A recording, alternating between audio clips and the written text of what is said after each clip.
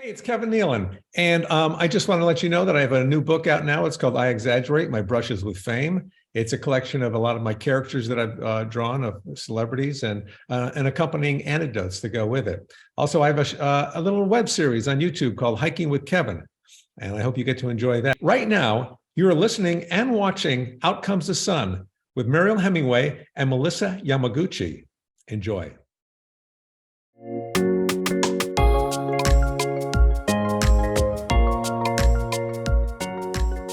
Welcome to Out Comes the Sun podcast with my partner, Melissa Yamaguchi, and I'm Mariel Hemingway. And today we have a very special guest because he's a friend and I love him and he has great stories. And I actually had the great privilege of being on his Hiking with Kevin show, which he does all on his own. It's amazing. I mean, literally, your show is so great. He takes mostly bigger celebrities than me out on hikes. He takes them out on hikes, and they have great conversations. I think the latest one was with Conan O'Brien. It's hilarious. Anyway, he is a great comedian. He's also a great human being, which for me is really utmost of importance because this show is about mental health. And Kevin, I will say more about you, but the reason why I reached out to you is you posted something on Easter that I thought was just so touching. I mean, there was some humor to it, but what was so great about it is, and I'm just going to read it. So Sure. Before you get to hear from Kevin. So this was his post on Easter. But you have to kind of show the picture too, because it refers to the picture. Well, true. Yes. Okay. Well, yes, it absolutely does. Well, we will do that. In the edit, we will show a picture of the Instagram post. Okay. So get the shirt. Get the shirt because so if you're just listening, the post it's a picture of a sweaty shirt, but the visual of it is like this image of Christ on the cross. It's profound. It's actually profound. Anyway, so there it is. There we go. Now we're sharing it. Yeah. I mean, it's kind of extraordinary. So your post says on September 12th, 2003, I was going through a very dark period in my life. It was honestly my lowest point. I struggled through what I thought would be my last workout. Shortly thereafter, at home, I slid even further into a dark crevasse of despair. I stared at my sad and broken self in the mirror. Suddenly, out of nowhere, I felt this beautiful light of encouragement wash over me. I didn't believe it at first, but when I looked closer, I realized that yes, it was the image of my trainer demonstrating the lat machine wide grip pull down. I haven't missed a workout since. Happy Easter. Well, that really looks a bit more Christ-like than it does like a lat machine, but I love the humor, and I also love the message behind this is that, I mean, we all come up against these dark and difficult times in our lives. And I think that you shared it in such a kind of non-egotistical way, but a really profound way to kind of really remind us all that we're all in this together. And I would love for you, Kevin, and welcome, first of all, welcome to our show. Thank and you. I would love for you to talk a little bit about that post in that time in your life. Well, it wasn't specifically a time in my life. It was more of a setup for that little joke in there. But certainly I've gone through times like that where I was kind of in the darkness and was looking for ways out of that. And and it's not anything in my life where I was falling deeper into the crevasse of darkness, but it was losing a hope and hope in my dreams and hope in just my my life and things like that. And the reason why I ask is because, so often with comedians, they're you're on all the time, you're super funny, you're this, you're that, you're on you're up on stage, and then in real life, I mean, Robin Williams comes to mind. I think you know him. I did.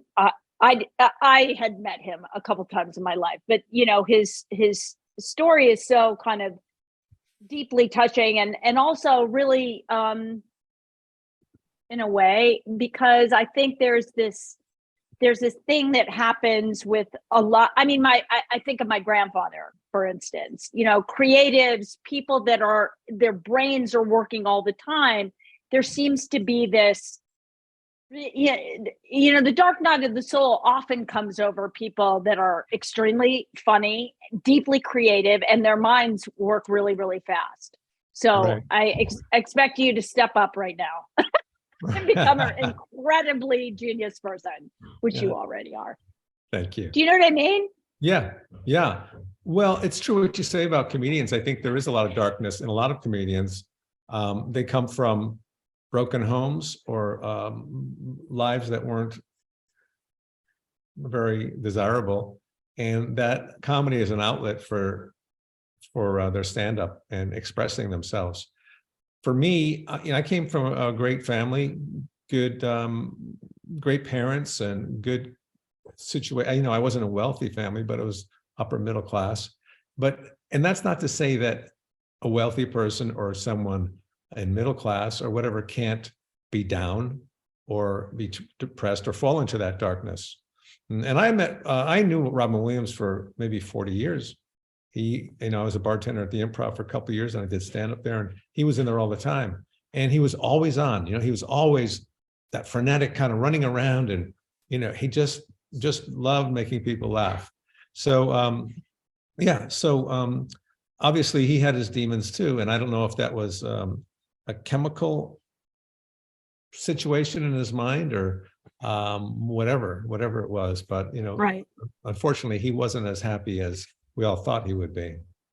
Yeah. Well, and I think that happens a lot with not just comedians, but I think creatives. And I think there's something about being in that kind of limelight when you get all of that attention that, I mean, I know for my grandfather, he didn't believe that, I don't know this for a fact because I was not born yet, but my gut tells me that there was kind of a superstition around the kind of life that he was leading, the amount of drinking and living a high life, like being on all the time. And I think there was a superstition about that feeding his creativity. You know what I mean? So I think that happens with comedians a lot. You are a unique person in the sense that your comedy is fantastic and it's so warm. You don't go after people. You go after yourself. You're very self-deprecating, right? But you never point fingers. You're very much, you're I don't know. I love you for that. I love the fact that you're just, you're not out to get somebody, right? At the expense of it, just for a joke. And right. I don't know. I just deeply appreciate that. I don't know. It's kind. It's a kind-hearted thing. And, I think we live in a world that is so cynical and sometimes dark. I don't know. Yeah. Well. I mean, I don't have that nature to go after people in my act, although a lot of comedians now, the venters, like to go after people. But for me, I've gotten laughter out of turning it around to me, kind of not being the most bright person, and that's how I construct my jokes. Or whatever the situation is, it's kind of lighthearted. And I'm constantly going through different phases of my stand-up. I've never really went after anybody, but it's kind of been evolving over the years, and it's getting darker. My observations are getting darker. Are they? They are. It's more about the time we have here on the planet and my miscalculations about things, like that. Right. No, I get it. I mean, That's awesome. Do you think that your caricatures influence your comedy now? Do you feel more connected when you're painting, when you're doing your, by the way, your caricatures are so awesome. Like, I Thank you. love them. No, Thank they're you. extraordinary. This book, I just want to do a shout out. People, you've got to check out his book. I exaggerate my brushes with what? My Fame. With brushes fame. Yeah. with fame. Yeah, Thank you it's so a much. lot of it's a lot of celebrities that I've done caricatures of. A lot of them were my friends, and I talk about the experiences that I had with each person. And there's some really good stories. Robin's in there, and I mean, I could go on and on. There's just a lot of people in there, and it was just a real work of love for me. It was hard work. I did a lot of them during the pandemic, and finally put it together. And it's kind of interesting because during the pandemic, no one could work, including comedians. So I Right. never really took off more than a week in my life of doing stand-up comedy since I first started. So this was a real kind of a void for me. And I found that doing caricatures and posting them on Instagram was like a nonverbal form of comedy because there were pictures that made people laugh. And Yeah. that was satisfying for me for the time being. That's amazing. I want to ask you. I read something that Melissa, you stay out of this. my tongue's almost gone. I've been chewing on it so long. I read one time that you had said that when you were 8, a gentleman had done a drawing on a napkin, a caricature of someone with a hat and a large nose or something, and that really struck you. And so you practiced that over and over again at such a young age. When did you start diving into it more seriously? Was it COVID? Because so you've been drawing for a long time then. Well, Melissa, it's been a very gradual evolution for me because I did find that napkin that I emulated, and that really sparked me in a way. And then I started drawing other things over a period of time, and then I started sketching people, and then I started making them look funny. But it was never really focused like I'm doing now. It was just quick little scribbles, just a pen on white paper. And then I got more into it. I remember had caricatures framed of my parents hanging in my bedroom over the dresser. And every night I lie down and they were in my field of vision. So I'd see them and I was subconsciously studying those. And they were from a great impressionist from Paris. And so they weren't like the kinds you see at the fairs and stuff. So I watched that for a while. And then I started on SNL when we were doing the table reads, which is when we're reading through the sketches that were being considered for the upcoming show. I would sketch the other cast members across from me if I wasn't in a sketch in the margins of the paper. And it just started going like that. And then in the clubs, I would sketch comedians that were on stage.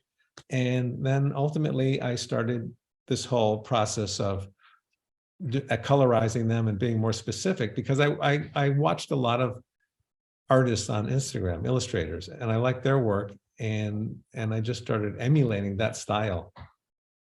And some of the great artists have done a shout out to you how great your work is, which is really must feel really good to have them.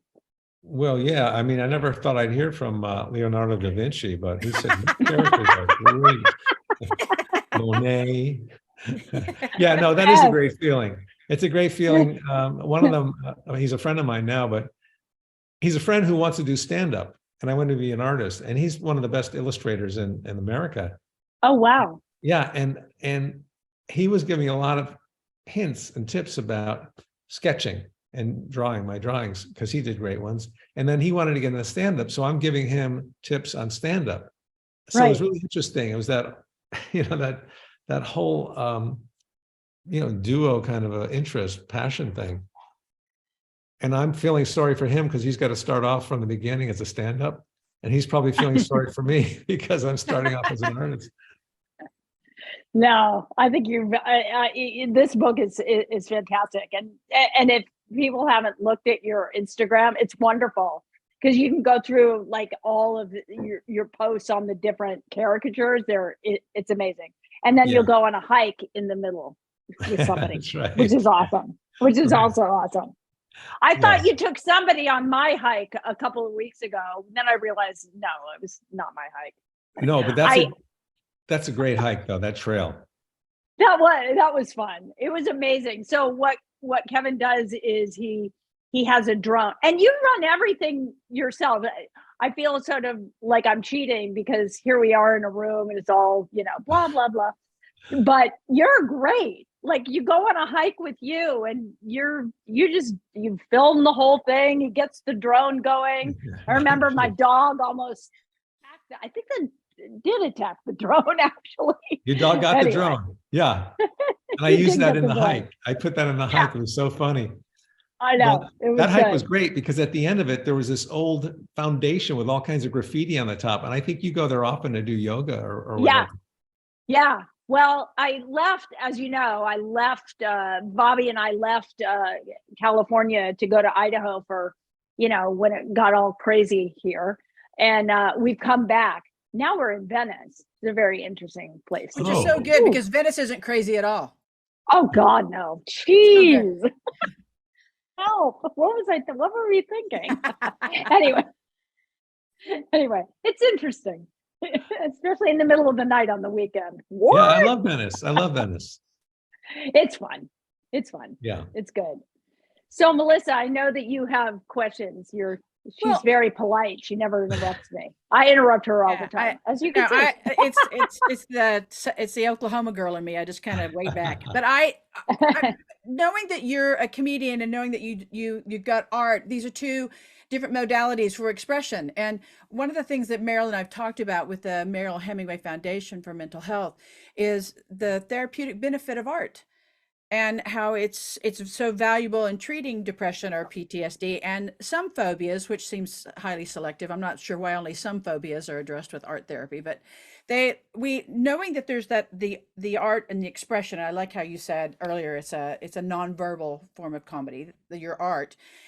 I recently read in kind of researching art and comedy as a form of therapy, and I came across this article in LA that at the Laugh Factory in Hollywood brought on a psychologist, for their comedians because they were finding so much trouble with the depression and may perhaps chemical use, but they brought a psychologist in, and now a lot of other laugh factories or comedy stores are starting to bring in more therapists and more help.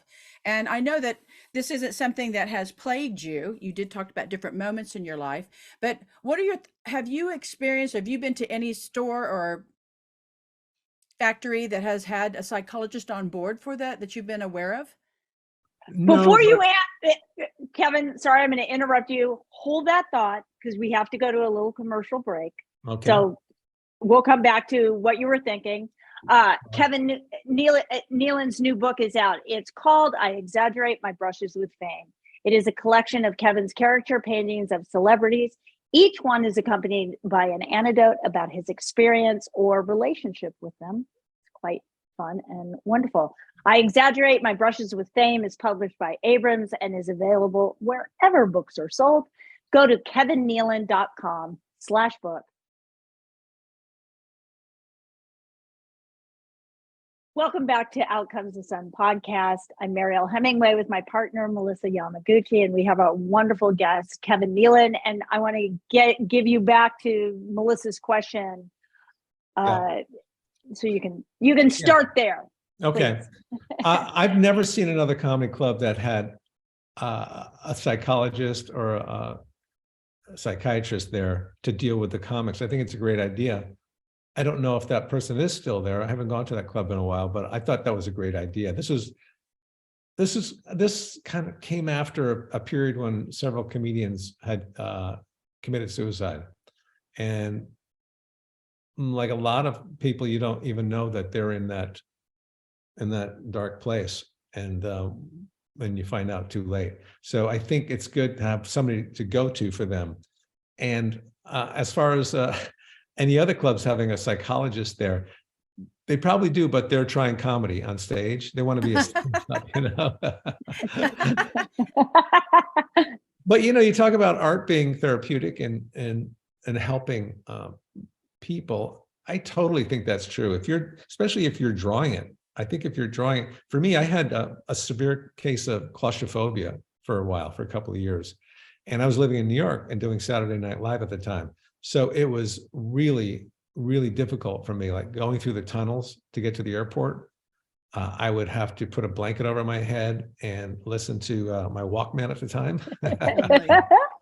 This is back in the 1900s, you know? Yeah. And whatever it was, getting on an elevator.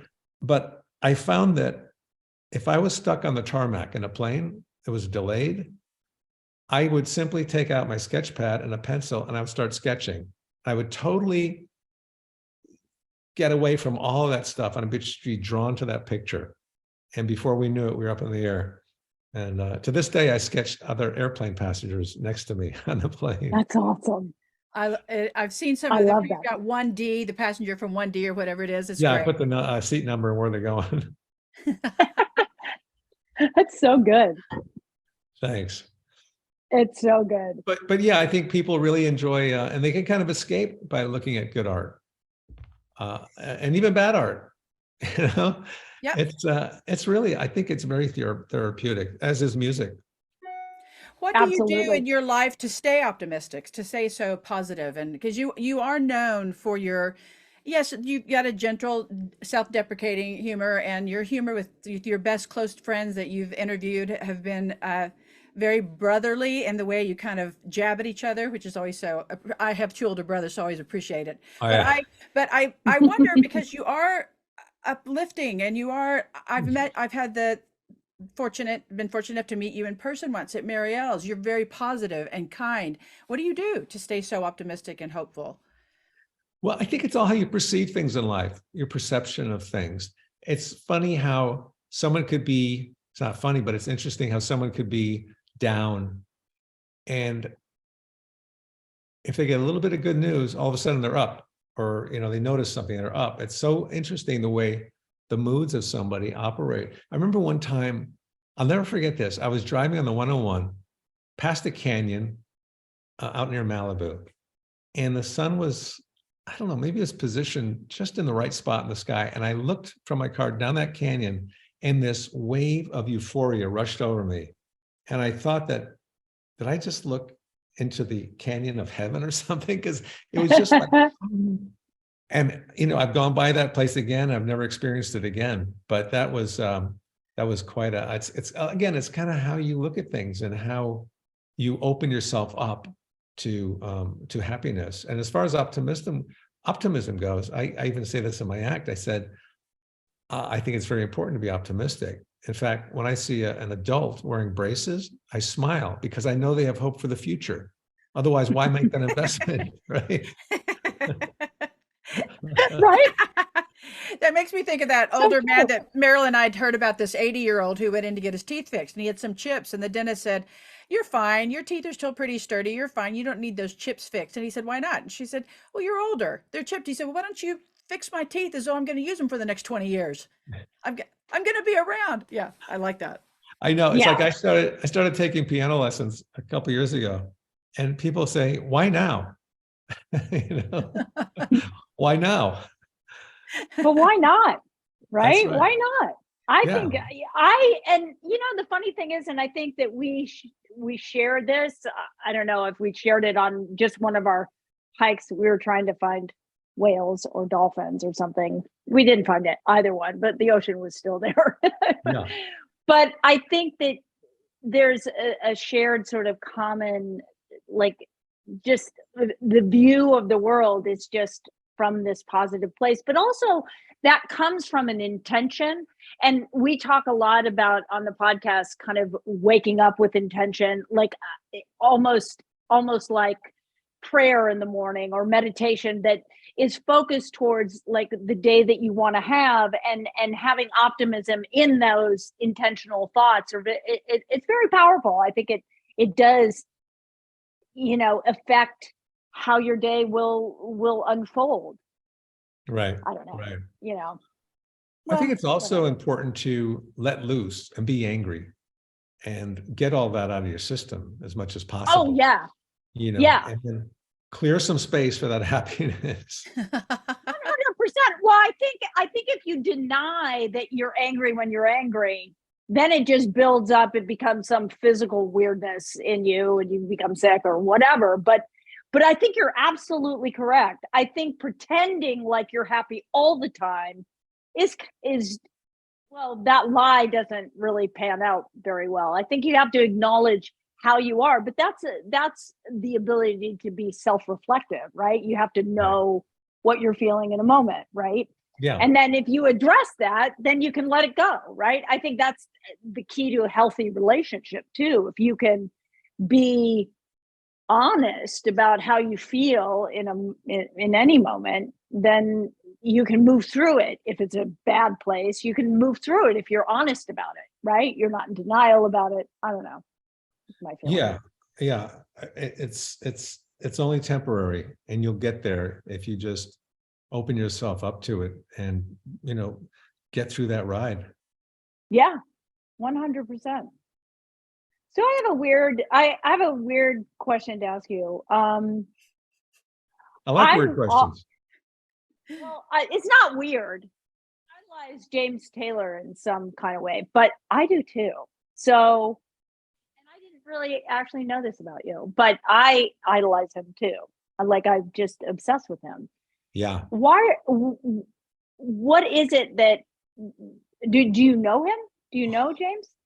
I do know him now, but I didn't when I was first a fan. I'm 6 years younger than him. So I saw him when he was about 21, and I just couldn't believe all the talent he had with the guitar playing and the finger, because I played the guitar, and his voice and just his persona. And I saw him so many times in concert, and I was just, anytime he came out with a new album, I would set it up, I'd play it, I'd lay down on the couch and just really absorb every song. And I know there's a lot of us out there that are really obsessive fans of his, but I got to know him when he was on SNL. He was the musical guest. Oh yeah. Yeah. And I was so excited that he was there, and also nervous. And when he was out by the craft service table, that's where they have the food for the actors, the crew and stuff. He was there eating a donut. And I came over to him. I said something like, James, you got to try the chocolate frosted glaze. Those are really good.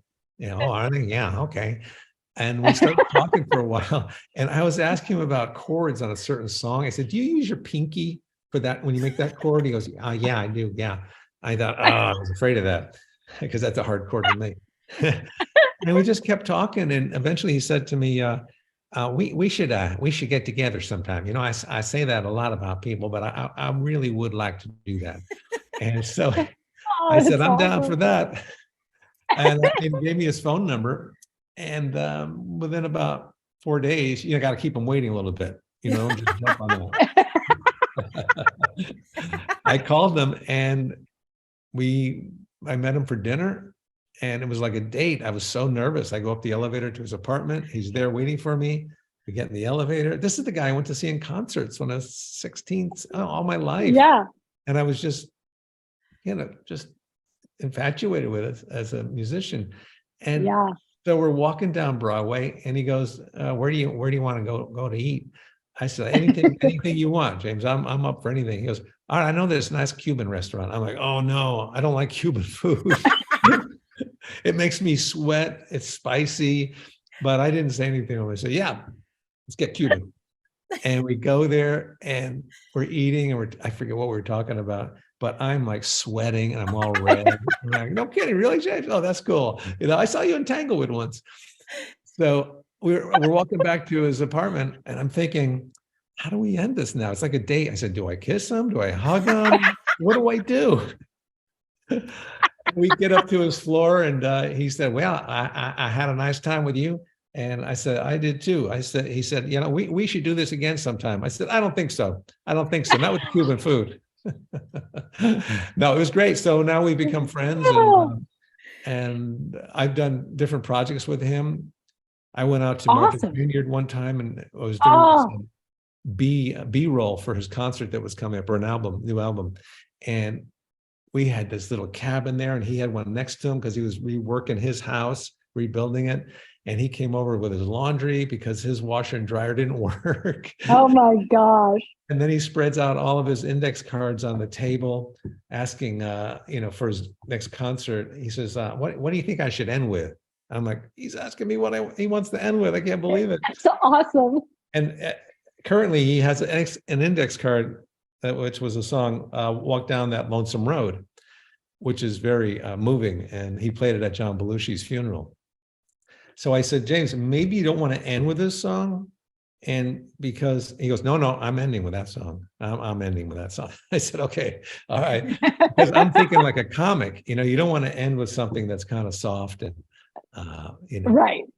So I didn't give him any more advice on this song. That is so good. Yeah, it was great. Take a moment. We're going to take a little break right All here. And first of all, I want you to check out the hilarious talk show, which I was a part of at one time, called Hiking with Kevin, and it can be found on YouTube. Subscribe to Kevin at Kevin Nealon Comedy. Follow Kevin on Instagram, Kevin Nealon, on Twitter at Kevin lower. What are those things called? Underscore. Thank you. _ Nealon at Kevin _ Nealon. Sorry. See, Melissa, okay. You should have done this. And finally, see Kevin. Dates for his stand-up tour can be found at kevinnealon.com. Well, at least I got that right. Yeah. Yeah, my grandfather told me to keep your mouth closed and don't open it and remove all doubt. So I just hold back for a minute. Hold back for a minute. Oh my God. Sorry about that. Hello, people. All right. Stand by. Oh, and by the way, Kevin, I think you and I ought to get together, for some Hispanic or Korean food. How about that? Yeah, I think that's a good idea. I think that would work. That would work. Who's that actor that's on Blazing Saddles that you guys are telling me sound like for a moment? Who's that comedian? All right, here we go. Oh God, I love that movie. All right, here we go. In 3, 2, 1. You are live. Welcome back to Outcomes of Sun Radio podcast with Mariel Hemingway and my partner Melissa Yamaguchi and our amazing guest Kevin Nealon. Oh yeah, your story. You have such a wealth of experience, so many great stories and people that you've. I don't know. It's nice. When I think of hiking with Kevin, it really is. There's something profound about that because you're being physical with somebody, and there's something about being out in nature and moving your body that changes the dynamic of a conversation. And I think that's why your podcast is so it's so, I don't know, we want to say successful. It's just it really gets you because there's something about moving in nature that does something to you. Yeah, I think it's a lot of different or several reasons. One is that. The other reason is my guests feel less intimidated because we're outside, there's no audience. It's just me. Sometimes people show up and they go, "Where's your crew?" I say, "Well, it's just me." And I have a selfie stick with a GoPro at the end. Originally, it was a cell phone camera, but that was too shaky. And maybe I was a shaky one. I don't know, but I blame it on the camera. So people are outside, and I noticed too from my own hiking is when you're outside, you're really a lot more open about things. You're much more revealing. And I don't know if it's the endorphins or the adrenaline that's going through you, but there's so many reasons why I think it works as a web series. Yeah, no, it's amazing.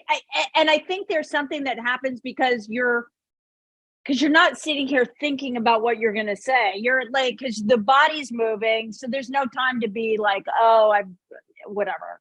I don't know. You're going to trip, so there's other things going on. I think it does make you very real and kind of really more honest.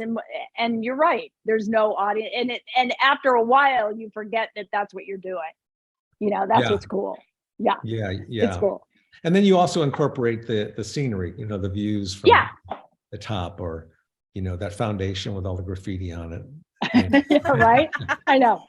Do you encounter a lot of other people on your walks that kind of walk in and out of your Oh yeah, yeah. Especially if I'm hiking in Griffith Park. Oh yeah. I see. Like I hiked with Jack Black there once, and Oh I'm wow. telling you, we had to stop like every 10 yards to take a selfie with somebody. He did, not me. and and so I tend to go on weekdays now where it's not so crowded. But I'll run Right. into a lot of friends that are out hiking, and even people that aren't friends that I see on the trail, and they're friendly, and sometimes we stop and talk. One guy I ran into in Will Rogers State Park. He was walking and he couldn't believe that he ran into us. He goes, "I love hiking with Kevin. I see it all the time." We said, "Where are you from?" He says, "Canada." I said, "Wow, you've been hiking a long time. This trail goes up there." Anyway, he was a super fan of the show, so I'm glad he kind of ran into us. Super. Oh, that's awesome. Yeah, That's good. That feels Yeah. good.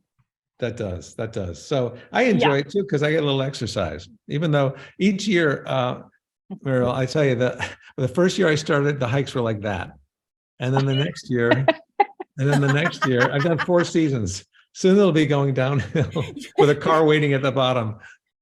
You're going from Black Diamond to Bunny Hill. Yeah, that's right. So good. Well, Right. it's no joke. You're handling the camera and then the And the drones. something there. Yeah. It's a lot. You do a lot and you get great shots. It's amazing. It's amazing. do. It's really cool. Yeah, it's very cool. I'm still figuring it out though, because when I have a shorter guest, I mean, real short, a lot of times I just get the top of the head. So I thought, I got to figure that out. I got to get a longer selfie stick. Because aren't you like 6'4", 6'3", 6'4"? Yeah, I am. Yeah, when I stand up straight. Yeah, so you're taller than the majority of people. Yeah, that's true. That is true. And how long have you been married, Kevin? Pardon me? How long have you been married? I've been married for about 17, 18 years. Suki, right? Well, it's Susan, yeah, but her handle is Suki Yeagley. Yeah. Suki Yeagley. She's very funny. I love it. She's a comedian, correct? She's a comedic actress. Yeah, she was on Parks. She had a recurring role on Parks and Rec, and she was in the latest Christopher Guest movie called Mascots. Nice. Yeah, awesome. She's really she's wonderful. She's very funny. I love following her on Instagram. She cracks me up. She's got a great Instagram. She does. She's just prim and proper. Is she Southern? She's from Nashville. Yeah, she's from Nashville. She seems like a Southern girl. Yeah, and her website is great. A lot of people love her website. It's at Suki Yeagley, SukiYeagley, and it's just so refreshing to watch her. She has my favorite things, and she'll find out. She'll present some things that she found that are really interesting and that she loves, and she'll do like 3 of them, and people love it. Right. Were all the people in your book, were all of them friends? No. And the ones that weren't, I just kind of mused about them. And if it was Freddie Mercury, who I did from Queen, I would just muse about going to concerts and what those were all about for me. Or if it was RBG, I would talk about, I forget what I talked about on that one, but most of them I did know in there. Most of them I do know. And I'm thinking of a lot more that I want to do maybe in another book. But also, you really can't be a perfectionist in anything you do, because I look at that book now, and as hard as I worked on it, I look at some of the pictures and I go, I could have done better on that one. You know what I mean? Yeah. Well, that's the artist in you. I think that's always like, God, I could have, would have, should have, but we don't see it. You do. That's in your head. That's true. That's true. And your talent is supersedes so many people, kind of like your height. My husband and I played Pictionary one year. My husband and I were on a team playing Pictionary one year. If I can share this to make you feel better about your drawing, not that you need it. And I drew the card and I began drawing furiously because it's a time game in addition to an artistic game. And I'm drawing furiously, and my husband screamed out broccoli, and I said, I'm over it. I'm not playing anymore. It was supposed to be foot. I was over it. There were not that many toes on it. I don't know what he was doing or thinking, but so that's a fun game. I look at your work, and I'm so amazed by how you capture a feature on somebody and exaggerate it to the point where it's you sometimes you get these drawings done when you're a kid, you go to places and they'll draw your face and they'll exaggerate the nose or the chin or something, and it's almost you giggle, but it's almost insulting. You have exaggerations that are flattering, and everyone can recognize them right away. It's amazing. Thank you. Well, I did one of Matt LeBlanc, and I sent it to him, and he texted me back. He goes, "I love it. I think." But the problem with drawing caricatures is that everywhere I go now, it's like being in a fun house with the mirrors, because I'm looking at every features, thinking how I would exaggerate them. Right. The next time what's interesting? Yeah, go ahead. I'm going to wear a burqa the next time we're on with him, because I'm. Well, what's interesting about the caricatures is that I always find that what you exaggerate kind of it pinpoints who they are. Like that exaggeration, it's like exactly who they are, right? It's yeah. If you do it right, yes. You've done it right. I promise you. Thank you. Yeah. Thank you. I love doing it. It's like a whole newfound career for me now. It used to be a hobby, but now I had a gallery showing here where people were buying the paintings, and we're selling a lot, and I had a lot of come, and it was really, really fun for me. And so I love doing it. And I hope to get better and better at it. Oh, you Grandma will. Moses. Yeah. What year were you born, Kevin? I was born in 1953. 53. So okay. 69. 69. I'm 61. We're in the same. You're a kid. I know, right? That's how you feel. How did it feel turning 60 for you? I have to say 50 didn't feel like anything. 60 was a little bit more like, holy shit, it's 60. Not because I felt it so much, but I felt like, oh shit, I'm 60. Wait, I don't know. I don't know what I thought it would be like, but I think the most profound thing that's happened, now being 61, is my daughter just had a baby. So I've become a grandmother. Wow. That was not in a bad way. It was like the cool, that was a transition that really marked 60 for me in a way that I thought, okay, well, this is cool. Wow. It's a very, very special, and I imagine it's going to unfold to be even more special as, right now she's 3 weeks old. So I don't get a lot of time because my daughter misses her after a minute of me holding her. So, I get that. But that was kind of made me really not feel 60 in a bad way, but feel, I thought I'd earned something. I don't know. It was pretty powerful. Oh, it's got to be amazing. Yeah. It really is. Just to see, I mean, it'll make me cry thinking about it. Just to see your baby become the mother of a baby. It's just bizarre. Oh my gosh. I can't imagine that. That's so it's awesome. Super cool. Yeah. I mean, and then seeing her be a mom and seeing her have the same kind of reaction to her baby the way you did. And I mean, I keep texting her, I'm so proud of you, because it's just natural, right? But becoming a mother was very natural for her. And it's not always natural for people. Some people suffer from, depression or whatever, but she's taken it on in a very graceful manner. And I'm so proud of her. It's like, wow. It's when your kids come full circle and you realize that those couple of teenage years that you thought, I don't know if you're from the same planet. It all doesn't matter. Because now they know who you are. The great thing is that she's learned from you. And like when I'm raising my son, I think about my mother and father, how they raised us. And it's really, it's a good reference book right there. Absolutely. That reminds me, you mentioned your parents a couple of times. You have a beautiful story about your parents, about your dad when you first came out to when Right. you first came out to LA, kind of, and you were just struggling and doing and like didn't know if this was going to work, and Yeah. what he Yeah. said to you. I would Yeah. love for you to share that because Okay. it just is so. I love this story.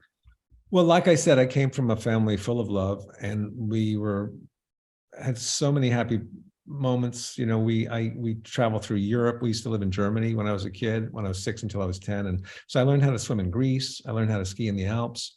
I learned how to argue in Italy. Hey. But so we were a pretty tight family.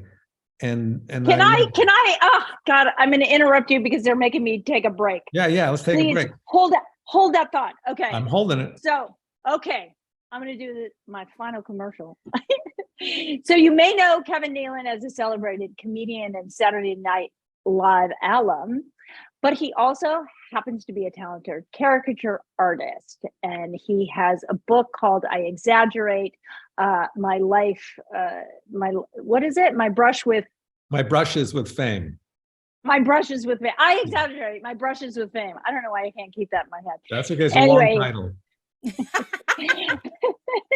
I like it though. He's a comedian. He's an actor. He's been in some great series that I've loved over the years. I love your characters. And alongside his portraits and doodles from script margins and cocktail nubbins, Nealon takes readers through his memories of everything from the set of Saturday Night Live and Chris Farley and Dana Carvey to his idolization of James Taylor, Tiffany Haddish's vegetable garden, the eulogy he gave his dear friend Gary Shandling at his funeral, which was absolutely beautiful, and much more. This is a charming and gorgeously illustrated project from an all-star comedian that is sure to delight. So pick up your copy. Go to kevinnealon.com/book. Thank you.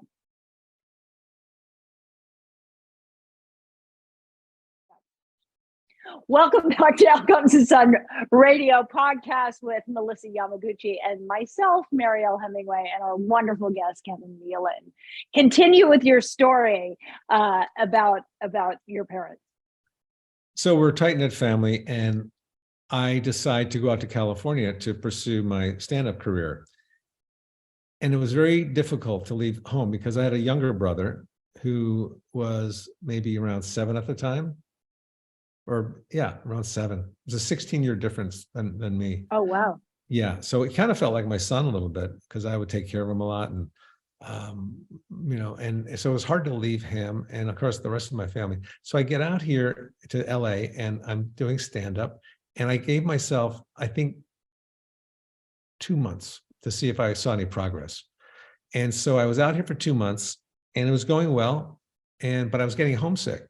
And I found an apartment to rent, and it was a great deal. It was $135 a month. It was the top of a house. Oh my God. Yeah. And I had just enough money for the first and last month rent. Or I had enough money for gas to drive home back to Connecticut. So I just didn't know what to do. So I called my father on a payphone and I said, Dad, I'm really confused what I should do right now. I don't know if I should get this apartment and stay out here or if I should, come home. And I was hoping he would say, come home. But because he's the person he is, he said, Kev, stay out there and give it keep giving it a try. You're a big boy now. You stay out there and do it. And I knew that he wanted me to come home. He really did. But because he's such a great father, he gave me that guidance and I stayed. And look at you now. Amazing. And now here I am on your podcast, which I've been wanting to be on all my life. But I was going to say, I was in a club, I got a lot of great experiences from clubs. I was in one in New York City, and this is like maybe a year ago. And it was downstairs. I think it was the Comedy Cellar. I'm doing my act, and in the middle of my act, there's a lot of commotion. And what happened was some woman fell off her chair. She had a seizure or something, or she drank too much, whatever it was. But people they thought maybe she had a heart attack. And I was in the middle of doing this bit about this rawhide necklace that I had.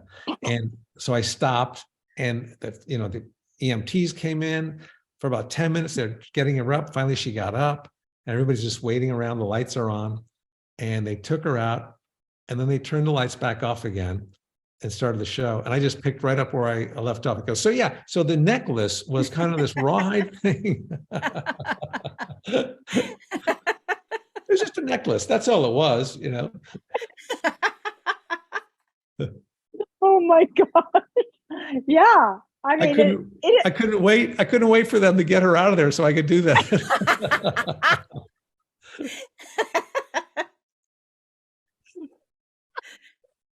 True. Oh my gosh. Well, Kevin, this has been amazing. We are so grateful that you came to this show that you've been wanting to do your entire life, since we've only been doing it for, well, maybe we've been doing it for our entire lives. We just don't realize it. Anyway, thank you so much, Kevin. You are amazing. Please, just everybody, I want you to tune in. I want you to buy his book. Go to kevinnealon.com/book and get his book, because it really is extraordinary. And, follow him on Instagram at Kevin Nealon, or is it at Kevin? What is that? Yeah, that's it. Thing? At Kevin Nealon for Instagram, and Twitter is at _Kevin. Okay. Oh, Kevin Twitter, whatever. Yeah.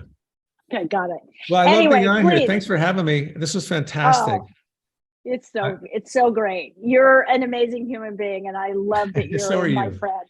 Well, so you're you. My friend, Not so much Melissa, but you are amazing. Oh, we'll have a therapy session about that later. You need one on Thank that. you. I'm going to be drawing furiously tonight. Exactly. We're revamping our careers. Thank you so much, Kevin. And thank you so much for everybody listening. Join us on Outcomes the Sun podcast next week. And please check out Mariel Hemingway Foundation.org in case you want to become, help us Resource navigator. Resource navigator. Gosh, my brain just turned off. Whatever. A resource navigator. So, because that's what we want to do, be able to give people options for mental health solutions. And thank you so much for joining us. We'll see you next week.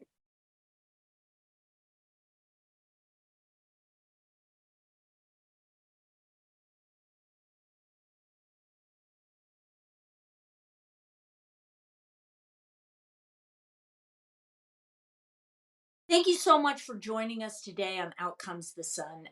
You can listen to our podcast on Spotify, on Apple, and on YouTube. And you can donate to the Mariel Hemingway Foundation at the marielhemingwayfoundation.org. And I want to spell Hemingway for you, HEMINGWAY.org. I only say that because a lot of people put 2 M's, and that just won't work.